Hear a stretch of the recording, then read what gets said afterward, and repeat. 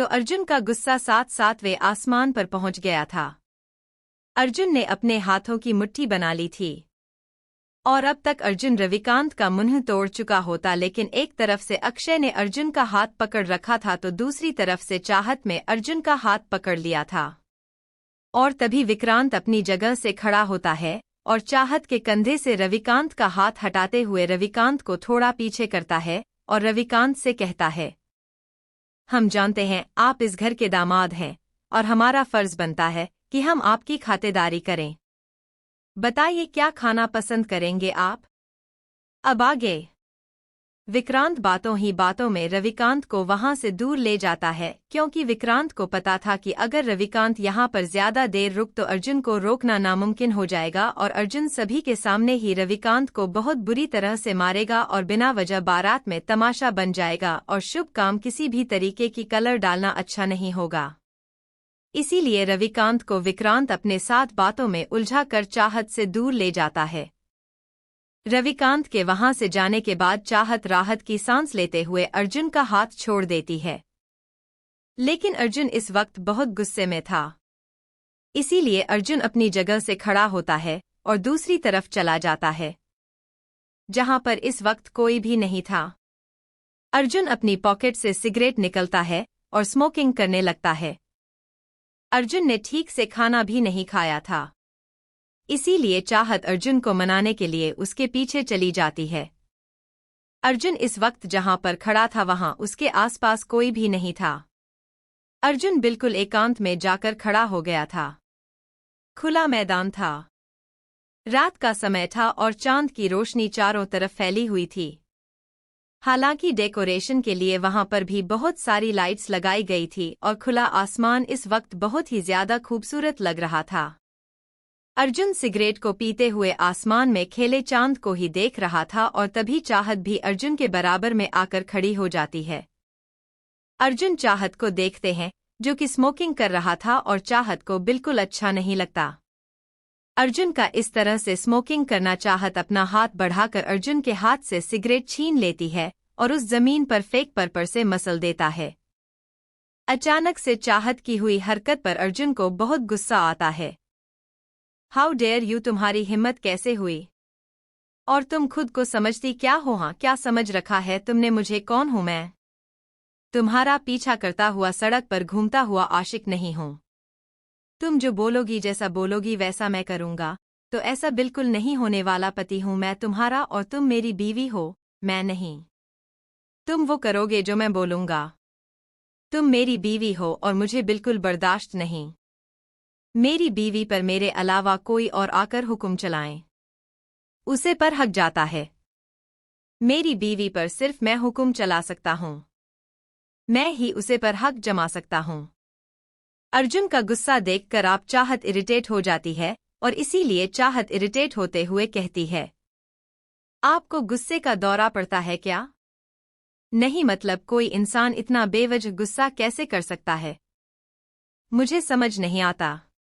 आप कब किस बात पर गुस्सा हो जाते हैं और आपका गुस्सा हमेशा मुझ पर ही क्यों उतरता है? मैंने क्या किया? चाहत की बात पर अर्जुन का अवस्था और भी ज्यादा बढ़ जाता है और अर्जुन चाहत से कुछ कहने वाला होता है कि तभी एक लड़की अर्जुन के पास आते हुए अर्जुन के सीने पर उंगली घूमते हुए बड़ी ही स्टाइल से कहती है, हाय हैंडसम लगता है। तुम इस शादी में बोर हो रहे हो? सच कहूं तो मैं भी बोर हो रही हूं, लेकिन तुम्हें देखकर लगता है कि तुम्हारी कंपनी काफी इंटरेस्टिंग हो सकती है। अचानक से किसी लड़की का अर्जुन के पास आना और उसके साथ फ्लैट करना चाहत को और गुस्सा दिला देता है। चाहत उसे लड़की को देखते हुए कहती है, इस लड़की को मैं दिखाई नहीं दे रही हूं क्या? और फिर चाहत उसे लड़की के कंधे पर एक उंगली से टैप करते हुए कहती है, ओ हेलो मैडम, तुम्हें दिखाई नहीं दे रहा? यहाँ पर दो लोग आपस में बातें कर रहे हैं और तुम बीच में घुसे चली आ रही हो। चलिए जाइए यहाँ से। चाहत की बात सुनकर लड़की गुस्सा करते हुए चाहत से कहती है, बड़ी बदतमीज हो तुम इन पर ऐसे हक जमा रही हो जैसे तुम्हारी पर्सनल प्रॉपर्टी है।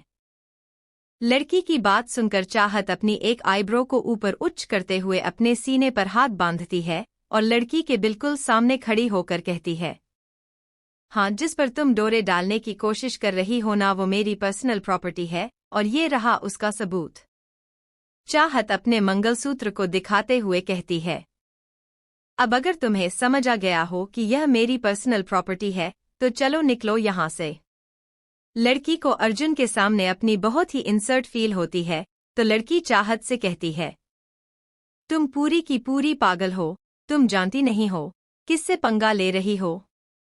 लड़की की बात सुनकर चाहत अपनी आंखें बंद कर लेती है और एक गहरी सांस छोड़कर आंखें खोलते हुए लड़की से कहती है, मेरा दिमाग पहले से ही बहुत खराब था। मैं तो चाहती ही थी कि कोई मुझसे पंगा ले और मैं अपना गुस्सा शांत कर सकूं। तुमने तो आकर मेरा काम आसान कर दिया, लेकिन मैं फिर भी तुम्हें एक मौका देती हूं।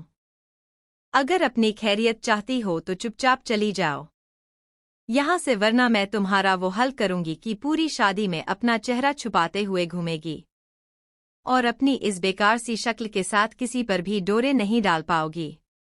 समझी, निकलो यहाँ से। चाहत की बातों पर लड़की को बहुत गुस्सा आता है, लेकिन लड़की इतना समझ गई थी कि चाहत से पंगा लेना उसके लिए सही नहीं है, इसीलिए लड़की गुस्से से पैर को पटकते हुए वहां से चली जाती है। और दूसरी तरफ अर्जुन हैरानी से चाहत को देख रहा था।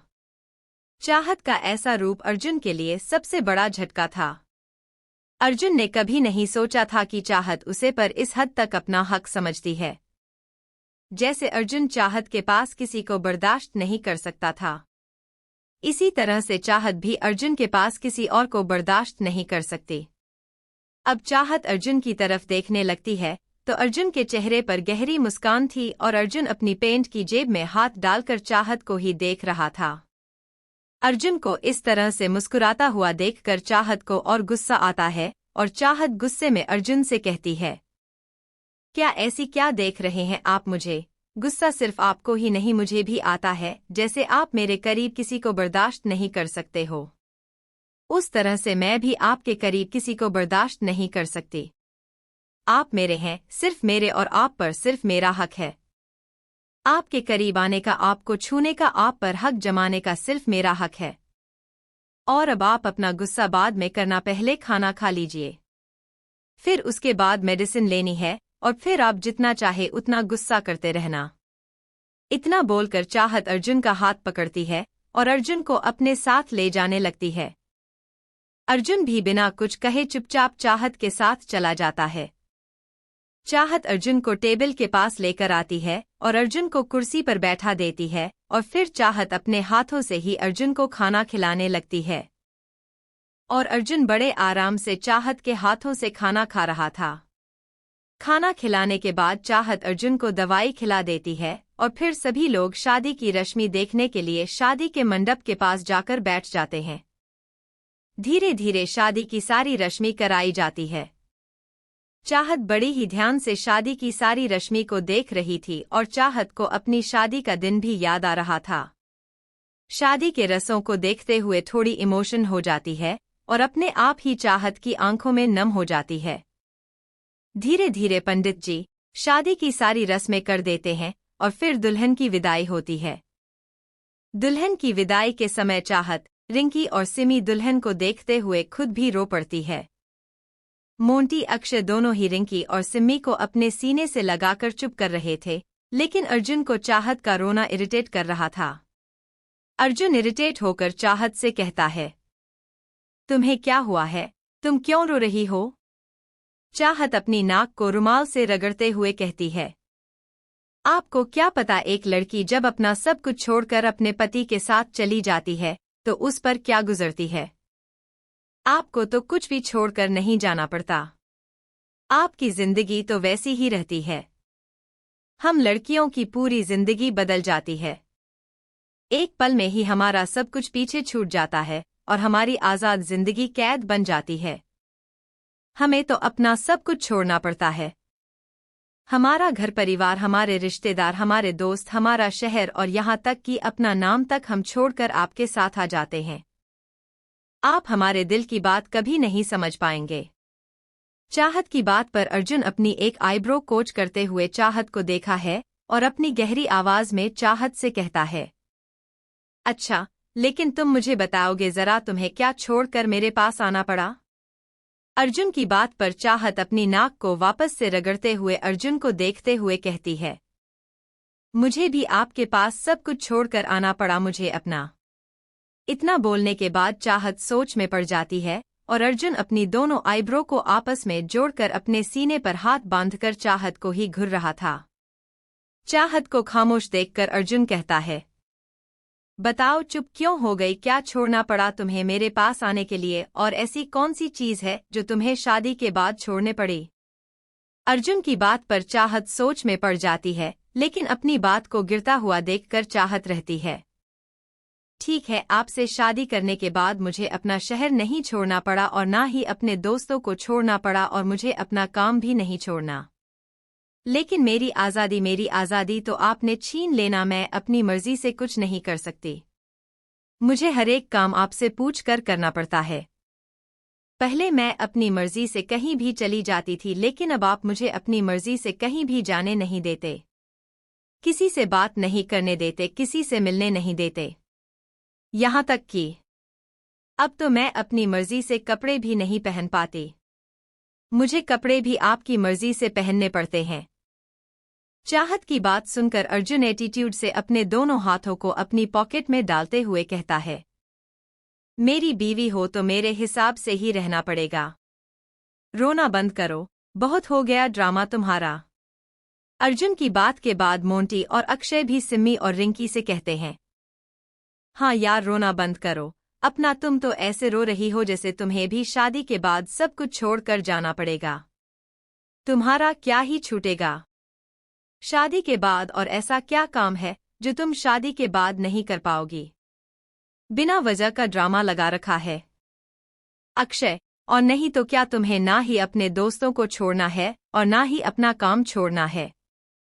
एक शहर में रहने वाली हो, बस अपना घर छोड़कर ही तो हमारे पास आना होगा, और घर भी तो तुम्हारा एक ही शहर में है, जब चाहो तब अपने घरवालों से जाकर मिल सकती हो। इतना बड़ा ड्रामा करने की क्या जरूरत है? रोने ही बैठ गई। अक्षर मोंटी की बातों पर अब रिंकी और सिम्मी को भी गुस्सा आ जाता है। रिंकी गुस्से में मोंटी से कहती है, मतलब आपको हमारा रोना ड्रामा लग रहा है? हम ड्रामा कर रहे हैं, नाटक कर रही हैं हम। सिम्मी, और वैसे भी अक्षय सर, आपसे तो कोई उम्मीद करना ही बेकार है, क्योंकि आपके अंदर तो इमोशंस फीलिंग्स नाम की कोई चीज ही नहीं है। आपको क्या पता एक लड़की का दर्द क्या होता है, और वैसे भी मैं आपसे क्यों ही कुछ बोल रही हूँ? मैं कौन सा आपसे शादी करने वाली हूँ, और मैं भी आपको तो मेरा रोना ड्रामा ही लगेगा। मैं ही गलत इंसान के कंधे पर सर रखकर रो रही थी। इतना बोलकर सिम्मी वहां से चली जाती है, और सिम्मी के पीछे पीछे रिंकी भी गुस्से में मोंटी को देखते हुए वहां से चली जाती है, और फिर चाहत भी गुस्से में अर्जुन को देखते हैं और वहां से मुंह बनाकर चली जाती है। शादी की सारी रस्में पूरी हो चुकी थी, विदाई हो जाती है, और फिर सभी लोग शादी के बाद हवेली वापस आ जाते हैं। नई बहू का बहुत ही धूमधाम से स्वागत किया जाता है, और फिर बाकी की रस्में भी निभाई जाती है, और अब बहुत ही खास रस्म निभाने वाले थे, जो थी कंगना खोले की रस्म और अंगूठी ढूंढने की रस्म। कंगना खोलाई की रस्म और अंगूठी ढूंढने की रस्म में भी सभी लोगों को बहुत मजा आता है, सभी लोग बहुत एंजॉय करते हैं। जब कंगना खुल जाता है तो फिर वहां पर बैठी एक बुजुर्ग औरत कहती है, जिन जिन बहू को शगुन का धागा बांधा हुआ था, सभी यहाँ पर आ जाओ और शगुन का धागा खोलकर मुझे दे दो, क्योंकि नई बहू का कंगना खुल चुका है, तो अब बाकी की बहू भी अपने शगुन के धागे को खोल सकती हैं। बुजुर्ग औरत के बोलने पर सभी अपने हाथों में बंद है शगुन के धागे को खोलकर उस बुजुर्ग औरत को दे देती हैं। चाहत भी अपने हाथ में बंदे शगुन के धागे को खोलकर उसे औरत को दे देती है। सभी का शगुन का धागा लेने के बाद बुजुर्ग औरत हंसते हुए कहती है, अब तुम्हारा शगुन का धागा खुल चुका है, तो तुम अपने अपने पति के पास सो सकती हो। बहुत तड़पाया होगा इन 2-4 दिनों में तुमने अपने पति को, लेकिन अब उनकी सारी तड़प को दूर कर देना। लेकिन हाँ, एक और बात, कल दिव्यंका बहू ने घर में कीर्तन रखा है, तो जो भी आज रात अपने पति के साथ सोए सुबह को अच्छी तरह से सर से स्नान करके ही पूजा में बैठे, बिना सर धोए स्त्री पवित्र नहीं होती। इसीलिए अपने पति के साथ सोने के बाद सुबह को कर धोकर खुद को अच्छे से पवित्र कर ले। बुजुर्ग औरत की बात पर दूसरी बुजुर्ग औरत फिर से सभी का मजाक लेते हुए कहती है, चलो कल सुबह सर धोने से पता भी चल जाएगा कौन कौन सी बहू अपने पति के साथ कल रात सोई थी। बुजुर्ग औरतों की ऐसी मजाक सुनकर वहां पर बैठी सभी औरतों को बहुत शर्म आती है। स्पेशली जिन लोगों ने शगुन का धागा अपने हाथों से खोला था उनको तो बहुत ही ज्यादा शर्म आ रही थी। हवेली में बहुत ही बड़ा हॉल था और उसी हाल में एक तरफ औरतें बैठी बैठी हुई सारे रीति रिवाज निभा रही थी और दूसरी तरफ काफी सारे आदमी बैठे हुए थे जो कि आपस में बातें कर रहे थे। अर्जुन भी वहीं पर बैठा हुआ था और अर्जुन ने अभी अभी उसे बुजुर्ग औरतों की सारी बातें सुन ली थी और अब अर्जुन के चेहरे पर एक शैतानी मुस्कान थी, क्योंकि अर्जुन को पता चल गया था कि चाहत के हाथ का शगुन का धागा अब खुल चुका है और अब अर्जुन उसके साथ कुछ भी कर सकता था। उसे आज़ादी मिल गई थी और अर्जुन के ख्यालों इस वक्त बिल्कुल भी नेक नहीं लग रहे थे। उसके दिमाग में तो जैसे वाइल्ड थॉट्स का तूफान आ गया था और इसी तरह से धीरे धीरे सारी रस्में भी पूरी हो जाती हैं और अपने समय पर रात भी हो जाती है। चाहत अपना सारा काम खत्म करके अपने कमरे की तरफ जा ही रही होती है कि तब भी दिव्यंका मित्तल चाहत के पास आते हुए चाहत से कहती हैं, चाहत बहू तुम कहाँ जा रही हो, क्या तुम्हें नहीं पता आज औरतों का संगीत है जिसमें नई बहू को कुछ गीत गाने होते हैं और कुछ नाच गाना करके दिखाना होता है, तो तुम कहाँ जा रही हो, चलो हमारे साथ और फिर उसके बाद तुम्हें राजीव की कमरे की सजावट भी करनी है। आज राजीव की सुहागरात है तो राजीव का कमरा भी तुम ही तैयार करोगी और नई बहू को राजीव के कमरे तक भी तुम ही छोड़ कर आओगी। चाहत के सामने अचानक से दिव्यंका मित्तल इतने सारे काम बता देती है कि चाहत सोच में पड़ जाती है और चाहत को अंदर ही अंदर डर भी लगने लगता है। चाहत अपनी ही मन में सोचते हुए खुद को डांटे हुए कहती है, बहुत शौक चढ़ा था ना तुझे आदर्श बहू संस्कारी बहू बनने का, तो अब भुगत एक के बाद एक काम बताए जा रहे हैं और आज रात तो मेरा पति वैसे ही कमरे में भूखे शेर की तरह मेरा इंतजार कर रहा होगा कि कब मैं कमरे में जाऊं और कब वो मुझ पर भूखे भेड़िए की तरह टूट पड़े। लेकिन अब मुझे ऐसा लगता है कि आज रात वो भूखे भेड़िए नहीं बल्कि जंगली शेर, भूखे भेड़िए और वैम्पायर सब कुछ बनने वाले हैं, क्योंकि आज रात दिव्यंका मित्तल मुझे जल्दी से अपने कमरे में जाने नहीं देगी और वहां मेरे पतिदेव अपने ही गुस्से में उबाल कर ज्वालामुखी बन जाएंगे और उनका शैतानी रूप बाहर आ जाएगा। चाहत को अपने ही ख्यालों में खोया हुआ देखकर दिव्यंका मित्तल चाहत के सामने हाथ हिलाते हुए कहती है, क्या हुआ बहुरानी की ख्यालों में कोई हो, चलो हमारे साथ पूरी रात नहीं है यहाँ पर खड़े रहकर तुमसे बातें करने के लिए। चाहत खुद में ही मुस्कुराते हुए दिव्यंका मित्तल को कटाक्ष भरे लेजर में कहती है, हाँ चलिए बिल्कुल चलिए, वैसे भी आपने तो कसम खा रखी है मेरी जिंदगी में भूचाल को लाने की और आपका जो भतीजा है आज मुझे कच्चा ही चबा जाएगा अगर मैं टाइम से कमरे में नहीं पहुंची। वैसे टाइम तो निकल ही गया है, अब तो मैं किसी भी पल कमरे में जाऊं। मुझ पर ज्वालामुखी फूटने वाली है तो चलिए पहले आपका काम ही खत्म कर देता हूं। अपने ही मन में अपनी भड़ास निकालकर चाहत दिव्यंका मित्तल के पास चली जाती है। हवेली के हाल में बहुत सारी औरतें बैठी हुई थी और उन्हीं के बीच में नई बहू को भी बैठाया गया था। सभी औरतें जबरदस्ती करते हुए नई बहू से कुछ गीत गाने के लिए और थोड़ा सा नाचने के लिए कहती हैं। सभी औरतों के कहने पर नई बहू थोड़ा सा गीत गा देती है और फिर थोड़ा सा नाच भी देती है। सभी औरतों को आपस में बिजी देखकर चाहत सोचती है कि जब तक सारी औरतें गीत गाने में बिजी हैं तब तक वह कमरा सजा लेती है। इसीलिए चाहत अपनी मदद के लिए सिम्मी और रिंकी को भी अपने साथ ले जाती है और जल्दी जल्दी राजीव के कमरे को डेकोरेट करने लगती है। दूसरी तरफ अर्जुन का कमरा, जैसा चाहत ने सोचा था बिल्कुल कमरे का हाल वैसा ही था। अर्जुन कब से बिस्तर पर बैठे हुए दरवाजे को ही घूर रहा था कि अब चाहत दरवाजा खोलकर कमरे के अंदर आएगी, लेकिन बहुत देर तक इंतजार करने के बाद भी चाहत कमरे में नहीं आई थी और धीरे धीरे वक्त के साथ अर्जुन के सब्र का बांध टूट रहा था और अर्जुन का गुस्सा बढ़ रहा था। और अब अर्जुन से अपना गुस्सा कंट्रोल नहीं होता और अर्जुन गुस्से में एक कांच के गिलास को उठना है और उसे जमीन पर पटकते हुए गुस्से से कहता है, आखिर तुम क्यों मुझे गुस्सा दिलाती हो? मैं तुमसे प्यार से पेश आने की कोशिश करता हूँ। तुम्हें प्यार करना चाहता हूँ, लेकिन नहीं लगता है। तुम्हें मेरा प्यार समझ में नहीं आता या फिर तुम्हें प्यार भरा ले जा अच्छा ही नहीं लगता। तुम्हें बस मेरा गुस्सा ही पसंद है, तो ठीक है। तुम मुझसे कब तक भगोरी आना, तो तुम्हें मेरे पास ही है। जो मुझे चाहिए बीवी वह तो मैं लेकर ही रहूंगा और तुम मुझे रोक नहीं पाओगी। जितनी देरी तुम करोगी उतना तुम्हारे लिए ही नुकसान होगा, जितना तुम मुझे तड़पाओगी उससे कहीं गुना सा था। मैं तुम्हें तड़पाऊंगा। मुझे तड़पा रही होना तो तड़पने के लिए भी तैयार रहना। काफी देर मेहनत करने के बाद फाइनली सिम्मी, रिंकी और चाहत तीनों मिलकर कमरे को बहुत अच्छी तरीके से डेकोरेट कर देती हैं। कमरे को अच्छे से डेकोरेट करने के बाद चाहत नई बहू को अपने साथ कमरे में ले आती है और फिर नई बहू को भी अच्छे से तैयार करती है।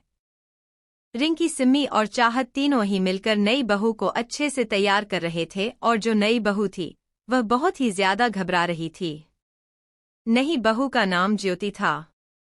ज्योति को तैयार करते हुए ज्योति की घबराहट चाहत को अच्छे से महसूस हो रही थी। चाहत ज्योति से कहती है, क्या हुआ ज्योति, तुम इतना घबरा क्यों रही हो? सब कुछ ठीक है ना? तुम्हारी तबीयत तो ठीक है ना ज्योति? चाहत की बात पर ज्योति घबराते हुए चाहत का हाथ पकड़ लेते हैं और फिर घबराते हुए ही चाहत से कहती है, भाभी मुझे बहुत ही ज्यादा डर लग रहा है। पता नहीं आज रात क्या होगा। मुझे तो सुहागरात के बारे में कुछ पता भी नहीं है। बस थोड़ा बहुत सहेलियों ने ही बताया था और जितना भी बताया था उन सब बातों को याद करते हुए मुझे बहुत ही डर लग रहा है। भाभी आप तो शादीशुदा हैं। आपको तो सब कुछ पता होगा ना? आपकी तो शादी को भी बहुत टाइम हो गया है। आप मुझे बताइए ना, सुहागरात पर क्या क्या होता है? मेरी फ्रेंड ने बताया था कि फर्स्ट टाइम जब हस्बैंड हमारे करीब आते हैं तो बहुत दर्द होता है। क्या सच में बहुत दर्द होता है? ज्योति की घबराहट को समझते हुए चाहत ज्योति के बराबर में बैठ जाती है और प्यार से ज्योति को समझाते हुए कहती है, ज्योति घबराने की कोई बात नहीं है। जो भी कुछ होगा सब कुछ अच्छा ही होगा और आज तो तुम दोनों की मिलन की रात है। आज के दिन तुम दोनों का एक दूसरे से मिलन होगा और आज के बाद तुम्हारा रिश्ता और भी ज्यादा गहरा हो जाएगा। और तुम इतना घबराओ क्यों रहे हो? राजीव भैया बहुत अच्छे हैं। वह तुम्हें ज्यादा परेशान नहीं करेंगे, लेकिन हाँ थोड़ा बहुत वाइल्ड हो सकते हैं क्योंकि पहली रात है और आज तो उनकी सुहागरात है। सुहागरात पर अक्सर लड़के थोड़ा सा वर्ल्ड हो जाते हैं, लेकिन राजीव भैया बहुत अच्छे हैं। वह ज्यादा वाइल्ड नहीं होंगे और बहुत ही प्यार से करेंगे। लेकिन तुम्हें परेशान होने की जरूरत नहीं है। मैं राजीव भैया की आंखों में तुम्हारे लिए बहुत प्यार देखा है। राजीव भैया तुम्हें बिल्कुल भी देंगे। जब राजीव भैया अपने प्यार का एहसास तुम्हें दिलाएंगे ना तो तुम भी उनके प्यार के एहसास में हो जाओगी। चाहत की बात पर ज्योति चाहते हैं, भाभी जब भैया पहली बार आपके करीब आए होंगे तो भैया ने भी आपको बहुत प्यार से प्यार किया होगा ना? क्योंकि मुझे तो भैया को देखकर ऐसा ही लगता है कि भाई आपसे बहुत प्यार करते हैं और भैया आपके लिए बहुत ज्यादा पजेसिव भी है। भैया ने तो आपको जरा सा भी दर्द नहीं होने दिया होता है ना? ज्योति की बात पर चाहत को अपनी पहली रात याद आती है जब अर्जुन ने उसे बता आशा दर्द दिया था और दर्द के साथ साथ अपने कुछ रूल्स और रेगुलेशंस भी समझाए थे। और चाहत को ये भी याद आता है कि अर्जुन इस वक्त भी उसका अपने कमरे में शायद इंतजार कर रहा होगा और पता नहीं जब चाहत कमरे में जाएगी तो आज रात अर्जुन कितना वाइल्ड होकर उसके साथ इंटीमेट होगा। ज्योति की बात पर चाहत अपने मन में रहती है, अपने भैया के बारे में तो तुम कुछ ना ही बोल तो ज्यादा अच्छा है। इंसान नहीं है, जानवर है। जानवर जब टूटते हैं तो भूखे भेड़िए की तरह मुझ पर टूट पड़ते हैं। प्यार से तो उन्हें कुछ करना आता ही नहीं है। दर्द देने में तो उन्होंने पीएचडी कर रखी है और आज रात भी पूरे भूखे भेड़िए की तरह ही मुझ पर टूटने वाले हैं और अब तक तो उनका गुस्सा भी 7वें आसमान पर पहुंच गया होगा और जैसे ही मैं कमरे में जाऊंगी उनका गुस्सा मुझ पर ज्वालामुखी की तरह ब्लास्ट होगा। आज तो बस भगवान ही बचाए मुझे उनसे। चाहत को अपनी ही ख्यालों में खोया हुआ देखकर ज्योति चाहत का हाथ हिलाते हुए कहती है, क्या हो गया भाभी, आप कहाँ खो गई? अच्छा मुझे यह तो बताइए कि आप पहली बार में दर्द होता है? ज्योति की बात सुनकर चाहत अपने ख्यालों से बाहर आती है और ज्योति को प्यार से समझाते हुए कहती है, तुम क्यों डर रही हो ज्योति, जो होगा सब कुछ ठीक होगा। हाँ, थोड़ा सा दर्द होगा लेकिन फिर बाद में वह भी ठीक हो जाएगा। चाहत ज्योति को समझा ही रही थी कि तभी कोई आकर दरवाजा खटखटाता है। चाहत, सिम्मी और रिंकी जाकर दरवाजा खोलते हैं और इतने में ज्योति अपने चेहरे पर घूंघट लेकर बिस्तर पर बैठ जाती है। दरवाजे पर राजीव खड़ा था। राजीव को देखकर चाहत, रिंकी और सिमी तीनों ही राजीव का रास्ता रोकते हुए राजीव से कहते हैं, चाहत, देवर जी, इतनी आसानी से कमरे में एंट्री नहीं मिलेगी। पहले हमारा नेक दीजिए, उसके बाद ही आपके कमरे में जाने दिया जाएगा। राजीव मुस्कुराते हुए कहता है, भाभी आपको नेक की क्या जरूरत है? अर्जुन भैया तो वैसे ही आपको किसी भी चीज की कोई कमी नहीं छोड़ने होंगे। अर्जुन भैया के होते हुए आपको भला किस चीज की कमी है? चाहत, नहीं देवर जी, अपने भैया का नाम लेकर बचने की जरूरत नहीं है। माना कि आपके भैया हमें किसी चीज की कमी नहीं छोड़ते, लेकिन आज आपसे नेक लेना हमारा हक है और हम अपना हक नहीं छोड़ेंगे, तो चलिए जल्दी से हमारा नेक निकालिए। राजीव, अच्छा ठीक है, बताइए आपको क्या चाहिए? चाहत मुस्कुराते हुए राजीव का हाथ पकड़ती है और कहती है, नेक के तौर पर हमें आपसे आज एक वादा चाहिए। राजीव, वादा? कैसा वादा भाभी? चाहत, देवर जी, एक लड़की अपना सब कुछ छोड़कर आपके साथ आपकी जीवन संगिनी बनकर इस घर में आई है। हमें आपसे वादा चाहिए कि आप हमेशा ज्योति का ख्याल रखेंगे और उसे हमेशा खुश रखेंगे। दुनिया की धूम कभी उसे तक आने नहीं देंगे। उसके इज्जत का दामन हमेशा बचा कर रखेंगे। उसके सुख में दुख में आप हमेशा उसके साथ खड़े रहेंगे। पूरी दुनिया उसके खिलाफ खड़ी हो, लेकिन आप हमेशा उसका साथ देंगे। अगर ज्योति कभी गलती से गलती भी करती है तो आप उसे समझाएंगे और उसे सही रास्ता दिखाएंगे, ना कि उसकी गलती पर उसका साथ छोड़कर उससे दूर हो जाएंगे। चाहत की बात पर राजीव भी चाहत के हाथ पर हाथ रखकर मुस्कुराते हुए कहता है, भाभी, मैं आपसे वादा करता हूँ, मैं हमेशा ज्योति का ख्याल रखूंगा। उसे कभी कोई तकलीफ नहीं होने दूंगा। मैं हमेशा उसका साथ निभाऊंगा।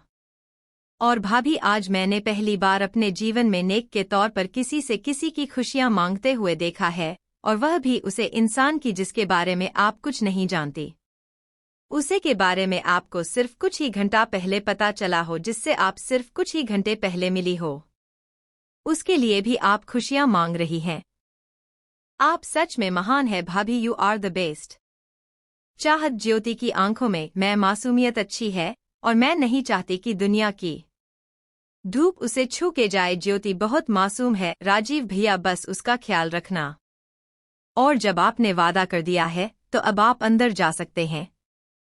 हम कबाब में हड्डी बिल्कुल नहीं बनेंगे। चलो गर्ल्स, हम चलते हैं। इन दोनों को इनका प्राइवेट टाइम स्पेंड करने देते हैं। इतना बोलकर चाहत, सिम्मे और रिंकी वहां से चले जाते हैं। सबके जाने के बाद राजीव भी कमरे के अंदर जाता है और कमरे को अंदर से बंद कर लेता है।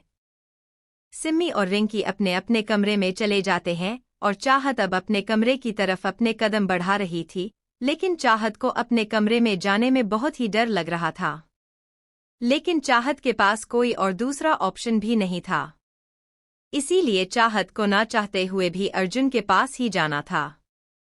धीरे धीरे कदमों से अपने कमरे के पास जाती है और धीरे से दरवाजा खोलकर अंदर अपनी गर्दन को डालकर देखी है तो चाहत की नज़र बिस्तर पर सो रहे अर्जुन पर जाती है। अर्जुन को सोता हुआ देखकर चाहत हैरान हो जाती है और फिर चाहत धीरे से कमरे के अंदर आती है और कमरे के दरवाजे को बंद करके अर्जुन के पास बहुत ही धीरे कदमों से जाती है। चाहत अर्जुन के सामने खड़ी होकर अर्जुन को बहुत ही ध्यान से देखने लगती है। चाहत को अपनी आंखों पर विश्वास नहीं हो रहा था कि अर्जुन सो चुका है। चाहत अर्जुन के और करीब जाती है और अर्जुन की आंखों के आगे हाथ हिलाने लगती है, लेकिन अर्जुन कोई रिएक्ट नहीं करता।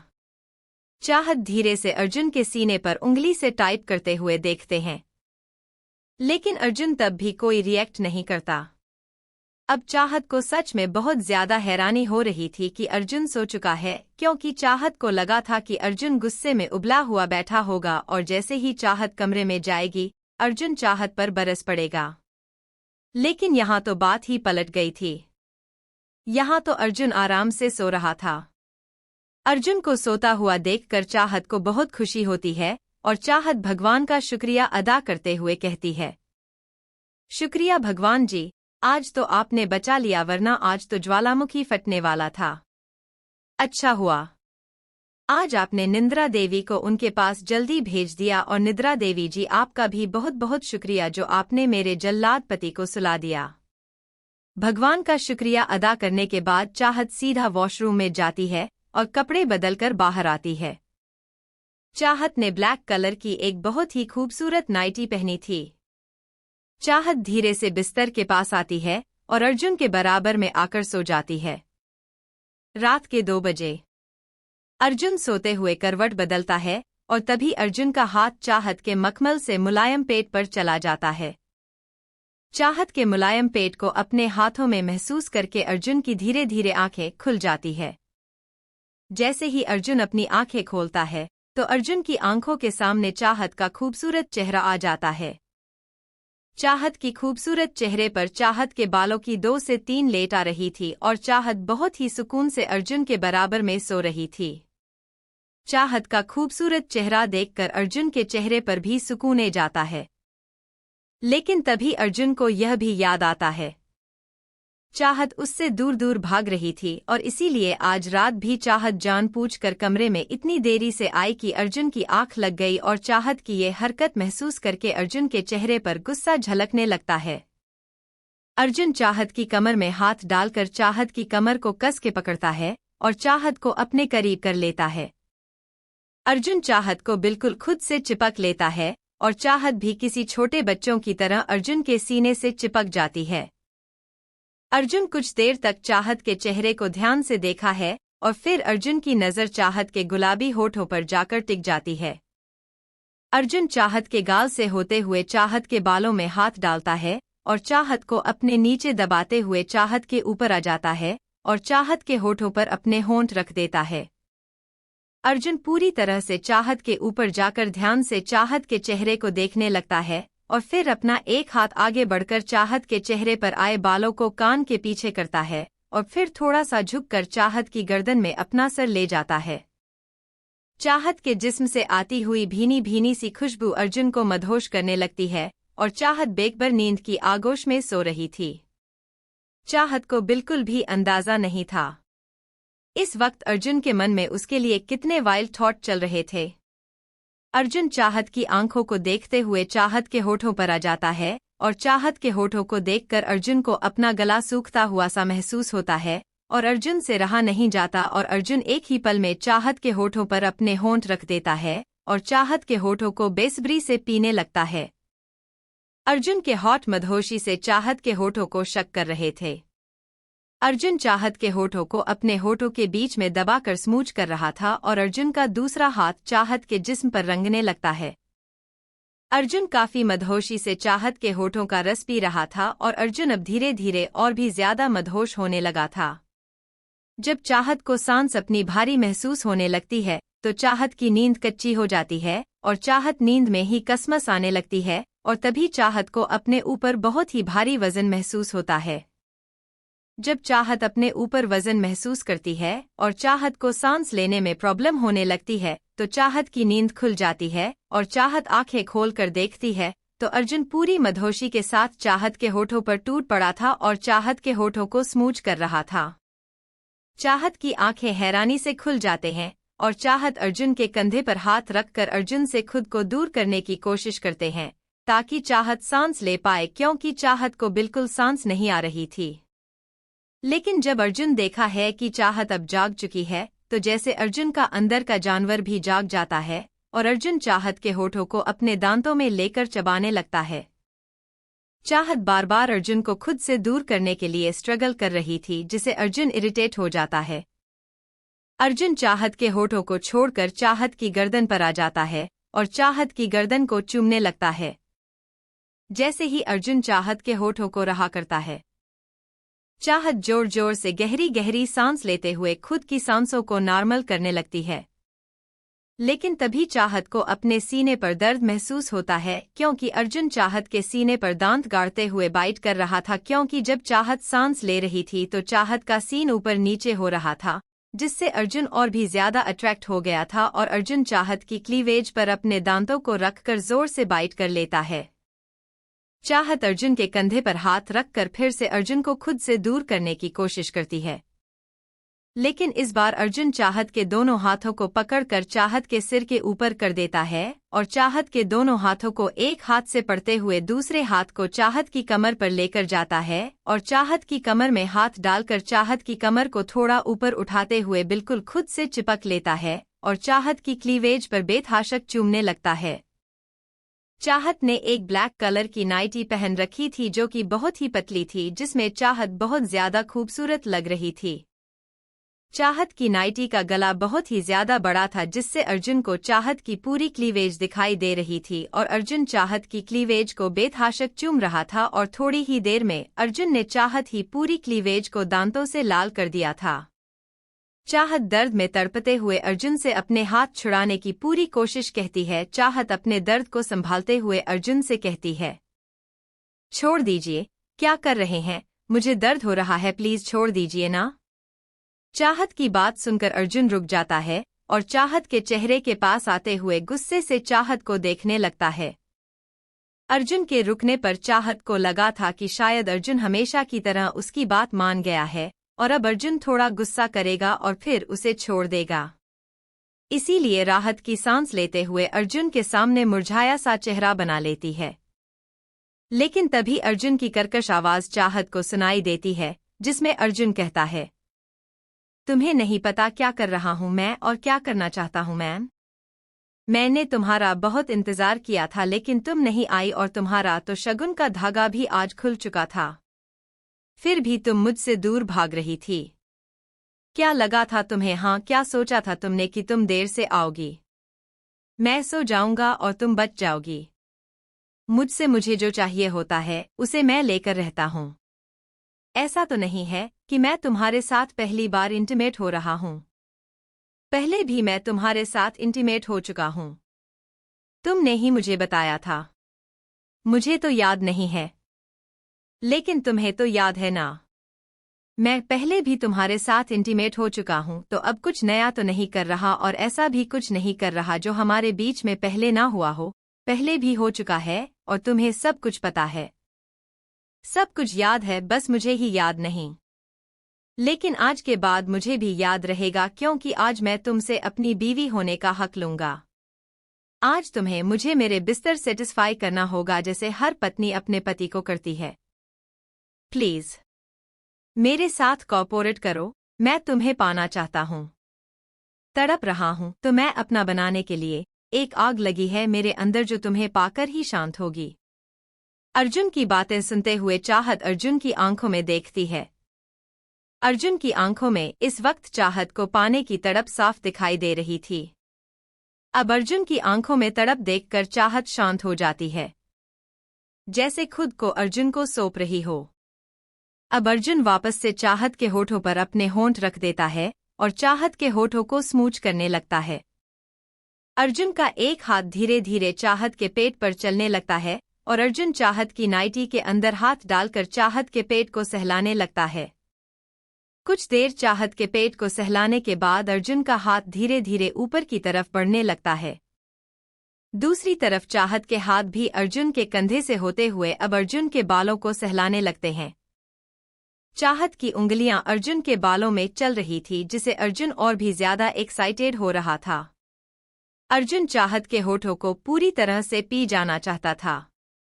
चाहत के होंठ भी अब पूरी तरह से लाल हो चुके थे और फिर अर्जुन धीरे से जोर से चाहत के निचले होंठ को अपने होंठ में लेकर स्मूच करते हुए चाहत के होठों को छोड़ देता है और चाहत के सीने पर सर रखकर अर्जुन और चाहत दोनों ही गहरी गहरी सांस लेने लगते हैं, क्योंकि अर्जुन की सांस भी चाहत को चूमते वक्त फूल गई थी।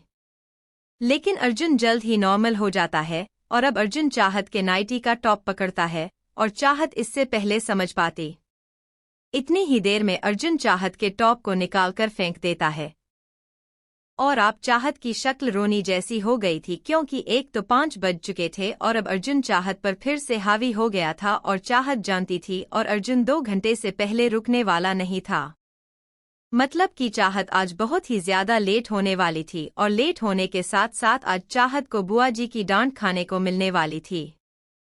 इसीलिए चाहत खुद को शांत करती है और बड़ी मुश्किल से गहरी सांस लेते हुए चाहत अर्जुन से कहती है, सर प्लीज छोड़ दीजिए, सुबह हो चुकी है। चाहत गहरी सांस लेते हुए अर्जुन से रिक्वेस्ट करती है, सर प्लीज छोड़ दीजिए ना, सुबह हो चुकी है। और कितना करेंगे आप? लेकिन अर्जुन चाहत की बातों को इग्नोर करते हुए चाहत की गर्दन को चूमने लगता है और अपनी स्पीड को और भी बढ़ा देता है। अर्जुन के स्टॉक और भी ज्यादा वाइल्ड हो रहे थे, जिससे चाहत को बहुत दर्द भी हो रहा था। अर्जुन चाहत की सारी बातों को इग्नोर करते हुए चाहत की गर्दन को चूमने लगता है। अर्जुन का ऐसा बिहेवियर देखकर चाहत समझ जाती है कि अर्जुन उसकी एक नहीं सुनने वाला, अर्जुन को जो करना है वह कहकर ही रुकेगा। इसीलिए चाहत अर्जुन से कुछ नहीं रहती और अर्जुन को अपनी मन की करने देती है और ऐसे ही सुबह के 7 जाते हैं। बाहर दिन निकल चुका था और अब कमरे में भी सूरज की हल्की हल्की रोशनी आने लगी थी। अर्जुन चाहत के बराबर में पेट के बल लेटा हुआ था, लेकिन अर्जुन ने एक हाथ से चाहत की कमर को जकड़ रखा था। अर्जुन इस वक्त चाहत के बराबर में सुकून से आंखें बंद करके लेटा हुआ था और अब चाहत को भी बहुत ज्यादा थकान हो रही थी। चाहत का मन कर रहा था कि चाहत सब कुछ छोड़ छाड़ कर बस नींद की आगोश में चली जाए, लेकिन सुबह हो चुकी थी और अब चाहत को बिस्तर किसी भी हाल में छोड़ना ही था। और अब चाहत धीरे धीरे से अर्जुन का हाथ हटाने की कोशिश करती है, क्योंकि चाहत को डर था कि अर्जुन फिर से जाग जाएगा और फिर से शुरू हो जाएगा।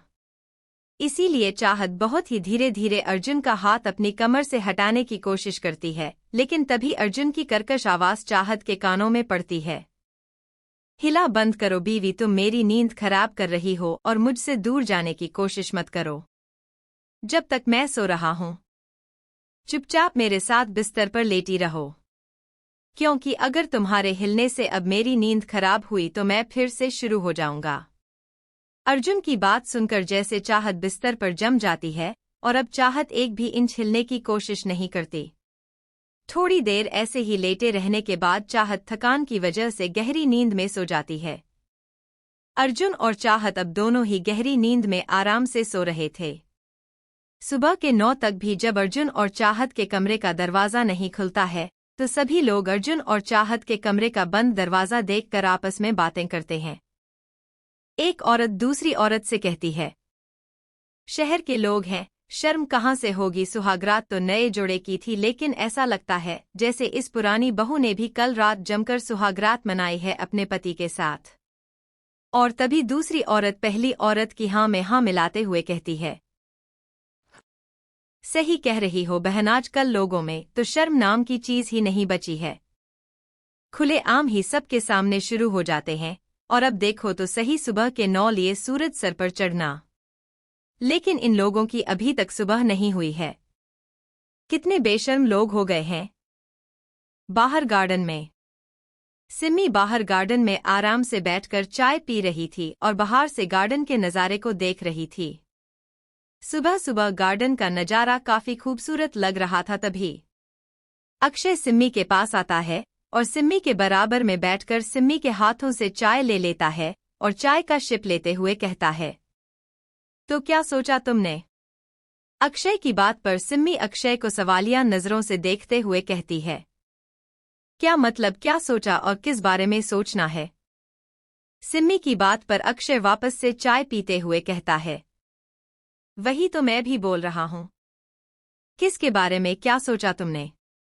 अक्षय की बात पर सिम्मी फिर से अक्षय की बातों को समझने की कोशिश करने लगती है। लेकिन तभी सिम्मी को समझ आता है कि अक्षय सिम्मी से किसके बारे में बात कर रहा है। अक्षय की बात को समझकर सिम्मी की आंखें हैरानी से बड़ी हो जाती हैं और सिम्मी गुस्से में अक्षय को घूरते हुए कहती है, मैं देख रही हूँ। अक्षय सर, आजकल आप बहुत ही ज्यादा शैतान हो गए हैं और मुझे परेशान भी कुछ ज्यादा ही करने लगे हैं। मैं कहीं देती हूँ। आपने मुझे मेरी बिना मर्जी के गले तो लगा लिया था, लेकिन अगर आपने मुझे बिना मेरी मर्जी के किस करने के बारे में सोचा भी तो मैं ना आपका मुंह नाच लूंगी। सिम्मी की बात सुनकर अक्षय गहरी नजरों से सिम्मी को देखने लगता है और फिर अक्षय चाय के कप को साइड टेबल पर रखते हुए सिम्मी के ऊपर झुकते हुए कहता है, अच्छा ये बात है, चलो तो एक काम करते हैं, तुम मेरा मुंह नोच लो और मैं तुम्हें किस कर ही लेता हूँ आज अभी इसी वक्त। इतना बोलकर अक्षय सिमी के ऊपर झुकने लगता है और सिमी पीछे की तरफ झुकती हुई चली जाती है और कुछ ही देर में सिमी पूरी तरह से ब्रांच पर लेट जाती है और अक्षय सिमी के ऊपर आ जाता है। अब सिम्मी को अक्षय से डर लगने लगा था। सिम्मी अपनी घबराहट को छुपाते हुए अक्षय से कहती है, सर प्लीज रुक जाइए, ऐसा मत कीजिए। हम बाहर गार्डन में हैं और सभी लोग हमें ही देख रहे हैं। सिम्मी की बात सुनकर अक्षय, जो कि सिम्मी के होठों की तरफ बढ़ रहा था, एकदम से रुक जाता है और अक्षय को भी रिलायंस होता है कि इस वक्त दोनों बाहर गार्डन में है और यहाँ पर बहुत सारे लोग हैं और जो इस वक्त उन दोनों को ही देख रहे थे।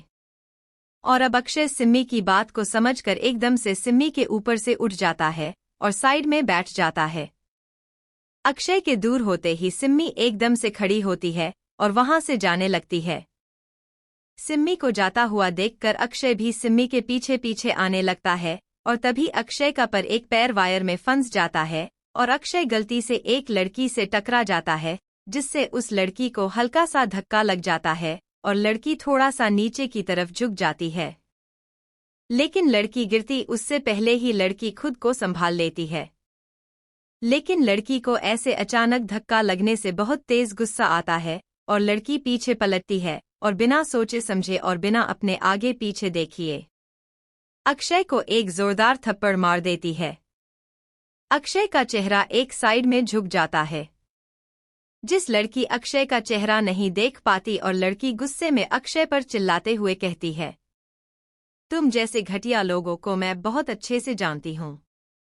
ऐसे ही शादियों के फंक्शन में आकर अच्छी भली लड़कियों को छेड़ने लगते हो और छेड़ते भी उन्हीं लड़कियों को हो जो तुम्हारी औकात से बाहर होती हैं। लेकिन मुझे तुम जैसे लड़कों की अकल ठिकाने लगाना बहुत अच्छे से आता है। लड़की इतना बोलते ही है कि तभी उसे लड़की के गाल पर एक जोरदार थप्पड़ लगता है और लड़की अपने गाल पर हाथ रख कर नीचे जमीन पर गिर जाती है। लड़की अपने गाल पर हाथ रखकर ऊपर की तरफ देखती है तो उसके सामने इस वक्त सिम्मी खड़ी थी। सिम्मी की आंखों में इस वक्त गुस्सा साफ नजर आ रहा था और सिम्मी गुस्से से इस लड़की को देख रही थी। सिम्मी को अपने सामने देखकर अक्षय भी हैरान रह जाता है और सिम्मी का अचानक से उसे लड़की को थप्पड़ मार देना अक्षय को और भी ज्यादा हैरान कर देता है। लेकिन सिम्मी का ऐसा रिएक्शन देखकर अक्षय के चेहरे पर एक गहरी मुस्कान आ जाती है। लेकिन सिम्मी के चेहरे पर इस वक्त बहुत ही गुस्से था और सिम्मी गुस्से में उसे लड़की से कहती है, तुम्हारी हिम्मत कैसे हुई इन पर हाथ उठाने की? सिम्मी की बात सुनकर लड़की गुस्से में खड़ी होती है और सिम्मी से कहती है, तुम एक लड़की होकर एक लड़के की साइड ले रही हो, तुम्हें पता है अभी इस लड़के ने मुझे पीछे से धक्का मारा था और तुमने इस लड़की की वजह से मुझे थप्पड़ मारा, कैसी लड़की हो तो? सिम्मी, अचानक से धक्का लगने में और जानबूझकर बदतमीजी करने में फर्क होता है। हाथ उठाने से पहले तुम्हें भी सामने देख लेना चाहिए कि तुम्हारे सामने इस वक्त कौन खड़ा है। जिस इंसान के कैरेक्टर पर तुम उंगली उठा रही हो ना, उसे इंसान के कैरेक्टर पर तो मैं करोड़ की बाजी लगा सकती हूँ।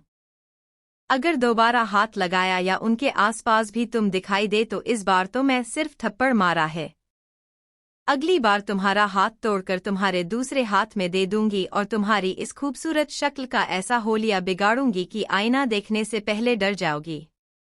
अब सिम्मी की बात सुनकर उस लड़की को डर लगने लगता है। क्यों सिम्मी इस वक्त बहुत गुस्से में लग रही थी। लड़की सिम्मी से आगे कुछ नहीं कहती और वहां से चली जाती है। अब सिम्मी पलटकर अक्षय की तरफ देखती है तो अक्षय मुस्कुराते हुए उसे ही देख रहा था।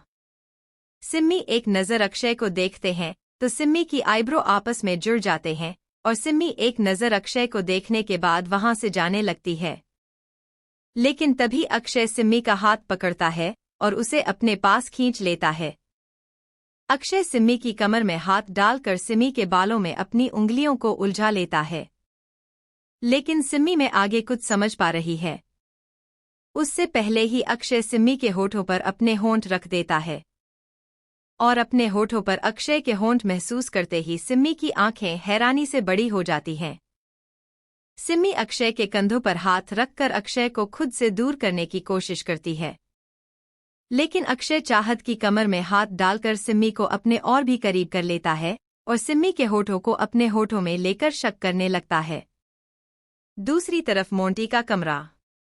मोंटी अपने कमरे में अपने बैग पैक कर रहा था क्योंकि आज शाम को उन्हें वापस देहरादून के लिए निकलना था। शादी हो चुकी थी लेकिन आज रात रिसेप्शन था, लेकिन रिसेप्शन के लिए अर्जुन ने रुकने से मना कर दिया था क्योंकि बहुत सारी मीटिंग्स थी जो पेंडिंग पड़ी हुई थी और बहुत सारा काम भी डिले हो गया था और अब अर्जुन और ज्यादा लीव पर नहीं रह सकता था। मोंटी अपना सारा सामान पैक कर ही रहा था कि तभी रिंकी वहां पर आ जाती है। मोंटी ने बैग को बेड के ऊपर रख रखा था और अलमारी में से कपड़े निकालकर बैग के अंदर रख रहा था। रिंकी के कमरे में आकर बेड पर आधा लेते हुए मोंटी को काम करते हुए देखकर कहती है, क्या बात है, तुम तो सभी काम करने आते हैं? मतलब तुमसे शादी करने के बाद मैं तो फायदे में रहूंगी, मुझे तो कुछ करना ही नहीं पड़ेगा। तुम तो सारे ही काम खुद कर लेते हो तो शादी के बाद मेरी भी काम कर दिया करना। रिंकी की बात सुनकर मोंटी रिकी को देखा है और अपने हाथ में पड़े कपड़ों को बेड के एक साइड फेंक देता है और फिर रिंकी के ऊपर झुकते हुए कहता है, ठीक है, मैं तुम्हारे हिस्से का भी सारा काम कर दिया करूंगा, लेकिन बदले में मुझे क्या मिलेगा?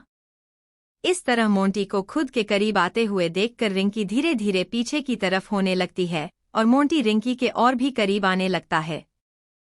रिंकी मोंटी के सीने पर हाथ रखकर सीधी लेट जाती है और मोंटी को रोकते हुए कहती है, जब तुम मेरे हिस्से का काम करोगे तभी तो तुम्हें कुछ मिलेगा ना, अभी तो तुम मेरे हिस्से का काम नहीं कर रहे हो तो अभी तुम मुझसे दूर ही रहो, समझे तुम? लेकिन मोंटी रिंकी के हाथ को पकड़कर बिस्तर में दबाते हुए रिंकी के चेहरे की तरफ झुकते हुए बहुत ही सेडक्टिव आवाज में कहता है, मैं तो अभी भी तुम्हारे हिस्से का काम कर रहा हूं, तुम मुझे मेरा काम करने की पेमेंट चाहिए। रिंकी सवालिया नजरों से मोंटी को देखते हुए कहती है, मेरे हिस्से का काम तुमने कौन सा मेरे हिस्से का काम कर है? मोंटी रिंकी की गर्दन पर झुक जाता है और धीरे धीरे रिंकी की गर्दन को चूमते हुए कहता है, मैं तुम्हारा होने वाला हस्बैंड हूं और हस्बैंड के सारे काम उसकी वाइफ करती है तो तुम्हें भी मेरे सारे काम करने चाहिए। लेकिन तुम मेरा कोई काम नहीं करती और मुझे अपने सारे काम खुद करने पड़ते हैं, तो इस हिसाब से तुम्हारे हिस्से का काम मैं ही तो करता हूं। मोंटी का अजीब सा लॉजिक सुनकर रिंकी अपनी आंखें छोटी करके मोंटी के सीने पर हाथ रखती है और मोंटी को खुद से दूर करते हुए बोलती है, मतलब कुछ भी, अभी हमारी शादी हुई नहीं है और जब हमारी शादी हो जाएगी तब तुम्हारे हिस्से के काम मेरे हिस्से में आएंगे, इसीलिए अभी तुम्हें अपने काम खुद ही करने होंगे और हाँ, शादी के बाद भी तुम अपने काम खुद ही करोगे, समझे? तुम मुझे टिपिकल बीवियों जैसी मत समझना, मैं कोई तुम्हारा काम वाम नहीं करूंगी। रिंकी की बात सुनकर मोंटी थोड़ा गुस्सा हो जाता है और गुस्से में रिंकी के ऊपर से हटते हुए बेड पर बैठकर कहता है, ये क्या बात हुई, तुम मेरी बीवी हो तो तुम्हें मेरे काम करने होंगे। चाहत भाभी भी तो अर्जुन भैया के सारे काम करती हैं। मोंटी की बात सुनकर रिंकी भी उठकर बैठ जाती है और अब मोंटी की बातों पर रिंकी को भी गुस्सा आता है और रिंकी गुस्से में मोंटी से कहती है, हाँ, मुझे पता है कि चाहत भाभी अर्जुन भैया का सभी काम करती है, लेकिन मुझे चाहत भाभी का भी अर्जुन भैया का सभी काम करना बिल्कुल अच्छा नहीं लगता। अर्जुन भैया अपना कुछ भी काम खुद से नहीं करते हैं, उनकी छोटी से छोटी चीजों को भी चाहत भाभी करती है। ये गलत बात है मोंटी, क्योंकि चाहत भाभी अर्जुन भैया से प्यार करती है और इसीलिए उन्हें अपने पति का काम करना अच्छा लगता है। चाहत भाभी अपने पति का ख्याल रखती हैं, क्योंकि चाहत भाभी अर्जुन भैया से प्यार करती हैं। लेकिन आप, मुझे ऐसा लगता है कि तुम मुझसे प्यार ही नहीं करती, इसीलिए तो तुम्हें मेरा काम बोझ लग रहा है। रिंकी, मोंटी, तुम मेरी बात को गलत तरीके से लेकर जा रहे हो। मैं जो कहना चाह रही हूँ, तुम उसे समझने की कोशिश नहीं कर रहे हो। प्यार अपनी अलग जगह है, लेकिन रिंकी कुछ आगे बोलता है। उससे पहले ही मोंटी गुस्से में बिस्तर से उठाते हुए चिल्लाकर रिंकी से कहता है, बस बहुत हो गया। अब मुझे इस बारे में कोई बात नहीं करनी, सही कहते हैं लोग, अरेंज मैरिज करनी चाहिए। कम से कम तुम्हारी रिस्पेक्ट बनी रहती है। तुम्हारी बीवी तुम्हारा ख्याल रखती है, तुमसे प्यार भी करती है और तुम्हारे सारे काम भी करती है। लेकिन लव मैरिज में ऐसा कुछ नहीं होता। ना ही तुम्हारी बीवी तुमसे प्यार करेगी, ना ही तुम्हारा ख्याल रखेगी, और इज्जत वो तो तुम भूल ही जाओ। और इतना बोलकर मोंटी गुस्से में कमरे से बाहर निकल जाता है और रिंकी हैरानी से मोंटी को जाते हुए देखते रह जा रही है। लेकिन अब रिकी को मोंटी का इस तरह से गुस्सा करना भी बहुत दर्द दे रहा था। रिकी को मोंटी का इस तरह से नाराज होना बिल्कुल अच्छा नहीं लगता। मोंटी की बातें सुनकर ना जाने कब रिंकी की आंखों में आंसू आ जाते हैं, लेकिन रिंकी अपने आप को शांत करती है और फिर रिंकी की नज़र उसे बैग पर जारी है जिसमें मोंटी अपना सारा सामान रख रहा था। रिंकी अपने आंसुओं को साफ करती है और फिर अलमारी से कपड़े निकालकर मोंटी के बैग में रखने लगती है और रिंकी मोंटी का सारा सामान पैक कर देती है। मोंटी की कही गई बातें रिकी को बहुत ही ज्यादा दुख पहुंचा रही थी और रह रहकर रिंकी की आंखों से आंसू निकल रहे थे। सारा सामान पैक करने के बाद रिकी एक बार उसे बैग को ध्यान से देखते हैं और फिर कमरे से निकल जाती है। दूसरी तरफ गार्डन में अक्षय रिंकी के होठों के रस को बहुत ही शिद्दत से पी रहा था। आज अक्षय पहली बार किसी लड़की के होठों को चूम रहा था और सिमी के होठों तो जैसे उसकी फेवरेट डिश बन गए थे। अक्षय का बिल्कुल मन नहीं कर रहा था कि सिमी के होठों को छोड़े। अक्षय सिमी के होठों को अपने होठों में लेकर बहुत ही शिद्दत से स्मूच कर रहा था। लेकिन अक्षय की शिद्दत अब सिमी पर भारी पड़ रही थी, क्योंकि सिमी को सांस नहीं आ रहे थे और सिम में अक्षय के सीने पर हाथ रखकर अक्षय को खुद से दूर करने की कोशिश कर रही थी।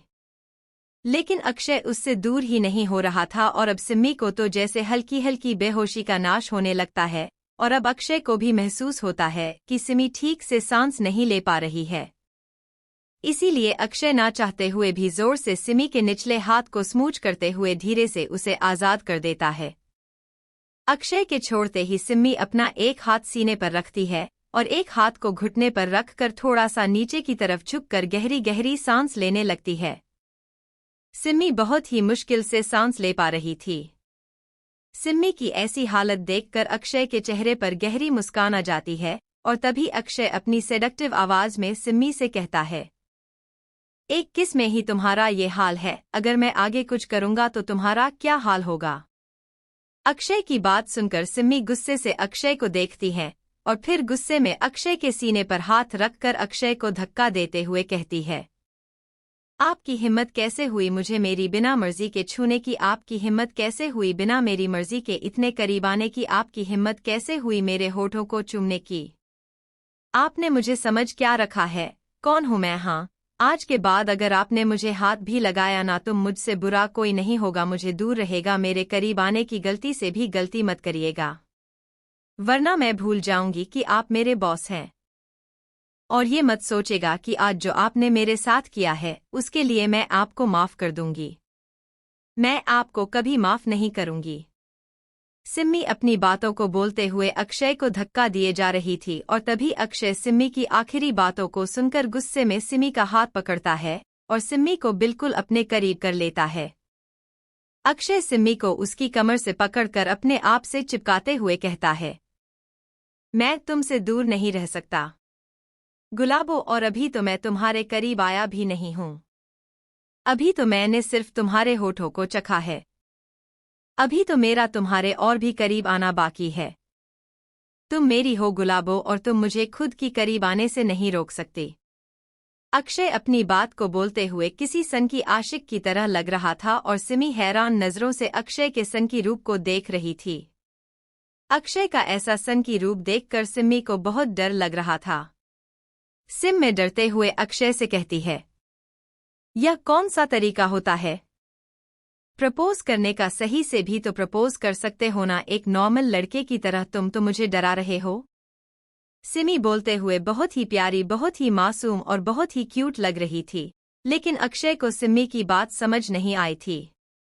अक्षय सवालिया नजरों से सिम्मी को देखते हुए कहता है, क्या कहा तुमने प्रपोज? मैं तुम्हें कब प्रपोज किया?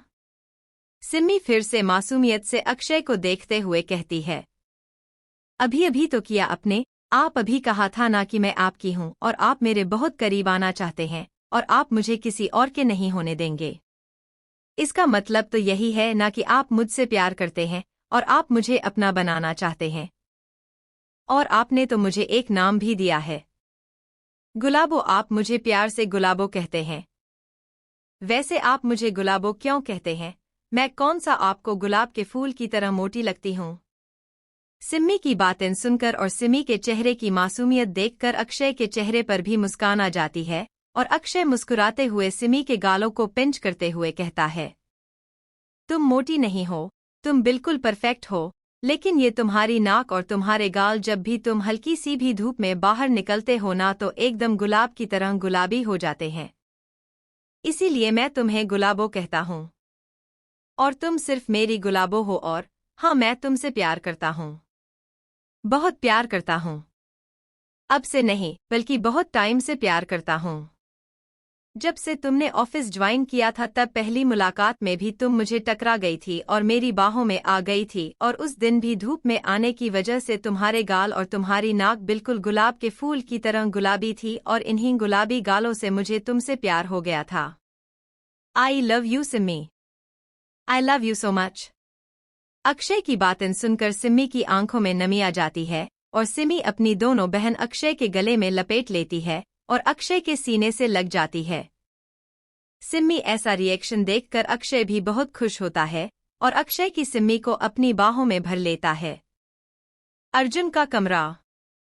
अर्जुन गहरी नींद में सो रहा था। जहां भी गहरी नींद में सो रही थी, लेकिन धीरे धीरे अब चाहत की नींद खुलने लगते हैं और फिर चाहत की नींद पूरी खुल जाती है। चाहत घड़ी की तरफ देखती है तो दिन के 11 बज रहे थे। वक्त को देखकर चाहत की आंखें हारने से बड़ी हो जाती है और चाहत एकदम से उठने की कोशिश करती है, लेकिन तभी चाहत को अपने ऊपर वजन महसूस होता है। तभी चाहत अपने बराबर में देखती है तो अर्जुन आधा इस वक्त चाहत के ऊपर ही लेटा हुआ था। अर्जुन का एक हाथ चाहत के पेट पर लिपटा हुआ था और अर्जुन चाहत के सीने पर सर रखकर बहुत ही गहरी नींद में आराम से सो रहा था। अर्जुन की गर्म सांसें चाहत को अपने सीने पर महसूस हो रही थी। चाहत अर्जुन के चेहरे को देखते हैं। अर्जुन इस वक्त चाहत से बिल्कुल चिपक कर सो रहा था। इस वक्त अर्जुन और चाहत दोनों ने ही कपड़े नहीं पहन रखे थे। दोनों ही बिना कपड़ों के सिर्फ एक चादर में लिपट कर सो रहे थे। चादर चाहत के सीने तक थी और अर्जुन के सिर्फ कमर तक ही थी। अर्जुन सोते हुए इस वक्त बहुत ही मासूम लग रहा था। अर्जुन के चेहरे से चाहत की नजर हटी ही नहीं रही थी। अर्जुन के बाल उसके माथे पर बिखरे हुए थे और अर्जुन के चेहरे पर दुनिया जहां की मासूमियत दिखाई दे रही थी। अर्जुन को इतनी मासूमियत से सोते हुए देखकर चाहत के चेहरे पर मुस्कान आ जाती है और चाहत अपने हाथ को आगे बढ़कर अर्जुन के माथे पर आए बालों को साइड में कर देती है और प्यार से अर्जुन के चेहरे को देखने लगती है। चाहत अर्जुन के चेहरे को निहारत हुए कहती है, सोते हुए कितने मासूम लगते हैं। दुनिया जहां की मासूमियत इनके चेहरे पर नजर आने लगती है। लेकिन अभी अगर मैं जरा सा इनसे अलग हो जाऊं, ये मेरी वजह से इनकी आंखें खुल जाए तो अभी शैतान के भी बाप लगने लगेंगे। दुनिया जहां की क्रुएलिटी इनके चेहरे पर नजर आने लगेगी। इतना बोलने के बाद चाहत मुस्कुराते हुए अर्जुन का चेहरा देखने लगती है और फिर चाहत की नज़र अर्जुन की कमर पर बने उन जख्मों के निशान पर चली जाती है और जख्मों के निशाने को देखकर चाहत के चेहरे की मुस्कुराहट गायब हो जाती है और चाहत के चेहरे पर दया दिखाने लगती है। चाहत अपने एक हाथ को उन जख्मों पर ले जाती है और बहुत ही आराम से और धीरे से अर्जुन के जख्मों के निशान को छूने लगती है। जख्मों को देखकर चाहत अपने मन में रहती है। पता नहीं आपके शरीर पर इतने जख्म के निशान क्यों हैं और मैं आपके बारे में कुछ पता भी नहीं कर पाए। मुझे जाना है, आपके शरीर पर इतने सारे जख्म के निशान क्यों हैं और कब आपको इतने सारे जख्म मिले थे। चाहत अर्जुन के लिए परेशान हो रही थी और तभी चाहत का फोन वाइब्रेट करता है। चाहत का ध्यान भी फोन की तरफ सो जाता है और चाहत फोन को देखने लगती है तो उसमें रिंकी का मैसेज आया होता है। रिंकी मैसेज में लिखती है, भाभी कहाँ हो आप, सुबह से दिखाई नहीं दे रही। मैं पूरी हवेली में आपको ढूंढ लिया लेकिन आप कहीं मिल ही नहीं रही हैं। आपके बुआजी बुला रहे हैं। मैं आपके कमरे में भी गई थी और मैंने दरवाज़ा भी खटखटाया था लेकिन ना तो अंदर से कोई आवाज़ आई और ना ही दरवाज़ा खोला। क्या आप अभी भी कमरे में हैं? अगर कमरे में है तो आप बाहर क्यों नहीं आ रही? सब ठीक तो है ना? अर्जुन भैया ठीक तो है ना? आप दोनों ठीक हो ना? कोई प्रॉब्लम तो नहीं है ना? रिंकी का मैसेज देखकर चाहत अपने फोन को साइड में रख देती है और फिर अर्जुन को देखते हैं जो अभी भी गहरी नींद में सो रहा था और अब चाहत धीरे धीरे खुद को अर्जुन से छुड़ाने की कोशिश करने लगती है और काफी देर की कोशिश के बाद चाहत अर्जुन से अलग हो जाती है। चाहत बिस्तर के साइड में पड़ी अर्जुन की शर्ट को उठती है और उसे पहन लेती है और फिर चाहत अपने फोन को उठती है और वॉशरूम में चली जाती है। चाहत जल्दी से रिकी को एक मैसेज लिखकर सेंड कर देती है और फिर शॉवर लेने के लिए चली जाती है। चाहत जल्दी से शावर लेकर बाहर आती है। हालांकि चाहत को चलने में काफी प्रॉब्लम हो रही थी क्योंकि अर्जुन ने रात में चाहत को बहुत परेशान किया था और सुबह में भी अर्जुन ने कोई कसर नहीं छोड़ी थी। अर्जुन ने चाहत को जब तक नहीं छोड़ा था जब तक चाहत पूरी तरह से थककर चूर-चूर नहीं हो गई थी। चाहत अपने लिए एक हल्की व्हाइट और पिंक कॉम्बिनेशन की साड़ी निकलती है और जल्दी से तैयार होकर कमरे से बाहर जाने लगती है। लेकिन बाहर जाने से पहले चाहत एक बार पलटकर अर्जुन की तरफ देखती है। अर्जुन अभी भी पेट के बल बिस्तर पर लेटा हुआ था और चादर अर्जुन के कमर तक ही आ रहे थे। अर्जुन ने कोई कपड़ा नहीं पहन रखा था, इसीलिए चाहत वापस से अर्जुन के पास आती है। सबसे पहले चाहत एसी का टेम्परेचर कम कर देती है और अर्जुन को अच्छे से चादर उड़ा देती है। चाहे एसी का टेम्परेचर इसलिए काम करती है ताकि अर्जुन को गर्मी ना लगे, क्योंकि अगर अर्जुन को गर्मी लगेगी तो अर्जुन पूरे ब्लैंकेट को ही उतार कर फेंक देगा। चाहत अच्छे से अर्जुन को चादर ओढ़ने के बाद कमरे से बाहर निकल जाती है। चाहत के जाने के कुछ देर बाद ही अर्जुन नींद में ही बिस्तर पर चाहत को ढूंढने लगता है। अर्जुन अपने हाथ को बिस्तर पर घूम रहा था जैसे चाहत को बिस्तर पर ढूंढ रहा था, लेकिन चाहत तो बिस्तर पर थी ही नहीं और चाहत को बिस्तर पर ना देखकर अर्जुन अपनी आंखें खोल देता है। अर्जुन पूरे कमरे में देखा है तो चाहत उसे कहीं दिखाई नहीं देती और चाहत को अपनी आंखों के सामने ना देखकर अर्जुन के चेहरे पर गुस्सा झलकने लगता है। अर्जुन गुस्से से ब्लैंकेट को अपने ऊपर से हटा देता है और अपने बेड के साइड में रखी पेट को उठता है और उसे पहनकर वॉशरूम में चला जाता है। कुछ देर बाद अर्जुन शावर लेकर वॉशरूम से बाहर आता है और फिर अपनी अलमारी खोलकर उसमें से कपड़े निकलता है। अर्जुन सिंपल एक ब्लू जीन्स और वाइट शर्ट पहन लेता है और अपने आप को अच्छे से रेडी करके अर्जुन कमरे से बाहर निकल जाता है। अर्जुन ब्लू जीन्स और वाइट शर्ट में बहुत ही हैंडसम लग रहा था। अर्जुन की शर्ट के आगे के 2 बटन खुले हुए थे जिससे अर्जुन की मस्कुलर चेस्ट और भी ज्यादा अट्रैक्टिव लग रही थी। अर्जुन कमरे से निकलकर पूरी हवेली में चाहत को ढूंढने लगता है। अर्जुन की आंखें इस वक्त चाहत को ही देखना चाहती थी, लेकिन चाहत उसे कहीं भी दिखाई नहीं दे रही थी और अब अर्जुन इरिटेट होने लगा था। और तभी अर्जुन को चाहत अपनी आंखों के सामने दिखाई देती है। अर्जुन इस वक्त रविकांत से बातें कर रही थी।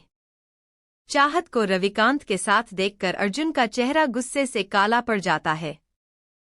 अर्जुन बहुत ही ज्यादा अट्रैक्टिव लग रहा था, जिस वजह से हाल में बैठी लड़कियों का ध्यान अर्जुन के ऊपर ही था। अर्जुन चाहत के पास जाने के लिए अपने कदम आगे बढ़ता ही है कि तभी एक लड़की अपने बालों को कान के पीछे करते हुए अर्जुन के सामने आकर खड़ी हो जाती है और अर्जुन से कहती है, मिस्टर शेखावत, क्या आप किसी को ढूंढ रहे हैं? लेकिन अर्जुन का ध्यान तो पूरा का पूरा चाहत पर ही था और अर्जुन उस लड़की को कोई जवाब नहीं देता और उसकी साइड से निकालकर चाहत के पास जाने लगता है। लड़की को इस तरह से अर्जुन का इग्नोर करना अच्छा नहीं लगता। उसे लगता है जैसे अर्जुन ने अभी अभी उसकी इंसल्ट करी है और इस बात से लड़की बहुत ही ज्यादा गुस्से में आ जाती है और लड़की गुस्से से अर्जुन को पीछे से देखने लगती है। तभी उसे लड़की की कुछ सहेलियां उसके पास आते हुए कहती हैं। उन सभी लड़कियों में से एक लड़की हंसते हुए उसे लड़की का मजाक उड़ाते हुए कहती है, हाँ हाँ, हमें पता है तुम बहुत खूबसूरत हो और कॉलेज का हर एक लड़का तुम पर फिदा हो जाता है, लेकिन यह अर्जुन सिंह शेखावत है। आज तक अर्जुन सिंह शेखावत का किसी के साथ भी नाम नहीं जोड़ा गया है और वो जो सामने खड़ी हुई लड़की तुझे दिखाई दे रही है ना, वो अर्जुन सिंह शेखावत की बीवी है और तू यह तो देख ही सकती है कि वो लड़की कितनी खूबसूरत है। और एक और बात बताऊं, अर्जुन सिंह शेखावत ने अपनी पसंद की लड़की से शादी करी है और लड़की बाकी बहुत खूबसूरत है। यह तो हम सबको दिखाई दे रहा है। इतनी खूबसूरत लड़की जिसकी बीवी हो, वह भला किसी और की तरफ क्यों ही दिखेगा। इतना बोलकर सभी लड़कियां जोर जोर से हंसने लगती है। लड़की को अपनी और भी ज्यादा इंसल्ट फील होती है और लड़की गुस्से में चाहत की तरफ देखने लगती है और फिर लड़की गुस्से में पैर को पटकते हुए वहां से चली जाती है। लड़की के जाने के बाद उसके साथ खड़ी लड़कियां और भी ज्यादा हंसने लगते हैं। दूसरी तरफ चाहत रविकांत से बात करते हुए बहुत ही ज्यादा इरिटेट हो रही थी और वहां से निकलने का कोई मौका ढूंढ रही थी क्योंकि रविकांत चाहत को बहुत ही ज्यादा इरिटेट कर रहा था। रविकांत चाहत से खुलेआम फ्लर्ट कर रहा था और जबरदस्ती उसे पर अपना हक जमा रहा था। हमारी बीवी की भाभी होने के नाते आपको हमारा बहुत ख्याल रखना चाहिए ताकि हम आपकी नंदन को खुश रख सके। जब ससुराल में दामाद की खातिरदारी में कोई कमी नहीं रहती है, तभी उनकी बेटी ससुराल में खुश रहती है। रविकांत की बात पर चाहत अपने चेहरे पर एक कड़वी मुस्कान लाते हुए कहती है, बीवियों को शहजादी की तरह रखना हर किसी के बस की बात नहीं होती क्योंकि बीवियों को शहजादियों की तरह रखने में पति के अंदर पति का घमंड नहीं, बल्कि एक पति को अपनी पत्नी के लिए मान सम्मान और प्यार होना चाहिए, जो हर किसी के बस की बात नहीं होती। वरना तो लोग अक्सर अपने ससुराल में आकर अपना बिना वजह का हक जमाने लगते हैं, घमंड दिखाने लगते हैं और अपने ससुराल वालों को परेशान करने लगते हैं, यह बोलकर कि अगर उन्होंने उनकी खातिरदारी में कोई कमी छोड़ी या उनके लेन देन में कोई कमी छोड़ी तो वह उनकी बेटी को दुखी रखेंगे। और यह आप कुछ नया नहीं कह रहे हैं, अक्सर लोग ऐसा करते हैं। बहुत कम ही लोग ऐसे होते हैं जो अपनी बीवी की मां को अपनी मां मानते हैं और उसे अपनी मां की तरह प्यार करते हैं, बीवी की हर ख्वाहिश को पूरा करते हैं और अगर किसी ने उसे पर नजर उठाकर देखी तो उसे जान से मारने की भी हिम्मत रखते हैं और अगर कोई उनकी बीवी को परेशान करे तो उसे सबक सिखाना भी अपनी जिम्मेदारी समझते हैं। चाहत की बातें सुनकर रविकांत को गुस्सा आ जाता है क्योंकि चाहत की बातों में रविकांत के लिए तने साफ नजर आ रहे थे। रविकांत गुस्से में चाहत से कहता है, ज्यादा बोल रही हो तो अपनी जुबान को लगाम तो शायद तुम्हें पता नहीं है। तुम किसके सामने मुंह खोल रही हो? गलती तुम्हारी नहीं है, गलती तुम्हारे पति की है जिसने तुम्हें इतनी छूट दे रखी है, वरना तुम जैसी बेलगाम घोड़ियों को अपने काबू में करना मुझे बहुत अच्छे से आता है। तुम्हारा पति शायद तुम्हें ठीक से संभाल नहीं पा रहा, वरना तुम्हारी जुबान इतनी नहीं चलती। अपने पति को मेरे पास भेज देना, मैं उसे सिखा दूंगा कि अपनी बीवी को कैसे काबू में रखा जाता है। मेरी बीवी किसी के सामने अपनी फालतू की जुबान नहीं खोलती और मेरे रिश्तेदारों के सामने तो उसकी गर्दन भी ऊपर नहीं उठाती, जुबान चलना तो बहुत दूर की बात है। रविकांत की बातों पर अब चाहत को भी गुस्सा आ जाता है और चाहत गुस्से से कहती है, मेरे पति अपनी बीवी को बीवी समझते हैं, ना कि बेलगाम घोड़ी, इसीलिए उन्हें मुझे काबू में करने की जरूरत नहीं है।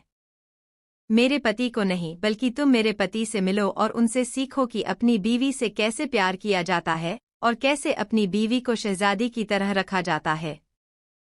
मेरे पति ने मुझे कभी 4 दीवारों की घुटन नहीं दी है, बल्कि खुला आसमान दिया है।